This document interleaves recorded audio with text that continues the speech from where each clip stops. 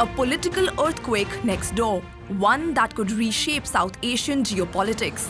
Bangladesh has voted, and in a stunning comeback, Tariq Rahman, once in exile, has led the Bangladesh Nationalist Party to a decisive election victory. It marks the biggest political reset since the fall of Sheikh Hasina's era in 2024. But beyond Dhaka's power corridors, one question echoes in New Delhi. Who is Tariq Rahman, and what does his rise mean for India?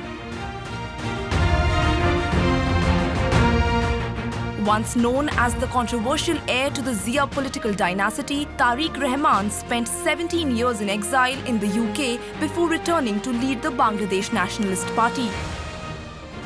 Born on November 20, 1965 in Dhaka, Tariq is the eldest son of Ziaur Rahman, the military ruler and the 7th president of Bangladesh, and Khaleda Zia, the country's first woman prime minister.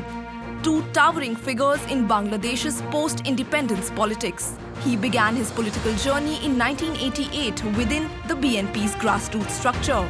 By the 1991 elections, he was actively campaigning for the party during Bangladesh's transition from military rule to democracy. Over time, he rose to become Senior Joint Secretary General and later acting party chief when Khaleda Zia's health declined. He formally took over as BNP chief after Khaleda Zia's death in December 2025. But Tariq Rahman's political journey has been turbulent. Supporters call him a reformist, while critics point to past corruption allegations, which Rahman insists were politically motivated.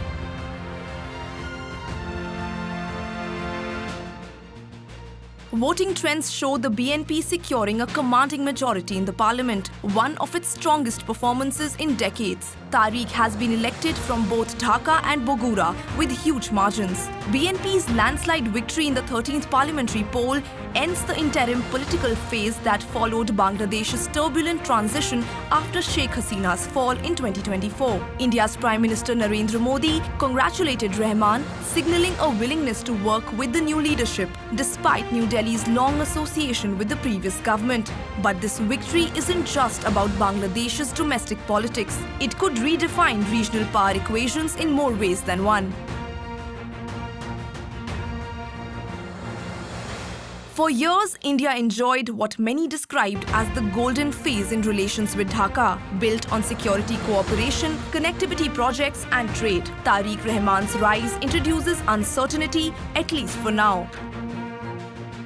Analysts say India will be watching closely for signals on border security cooperation, counter-terrorism coordination, treatment of Hindu minorities, trade and connectivity projects, and strategic balance with China.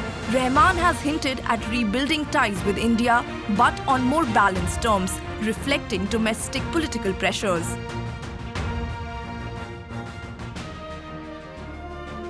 Unlike Sheikh Hasina's government, which was widely seen as pro-India, Rahman's political messaging has emphasized sovereignty and a Bangladesh-first approach that could mean recalibrated relations not just with India but also with China, the Gulf and Western partners. And with Islamist parties emerging as a stronger opposition force, regional security dynamics could become more complex.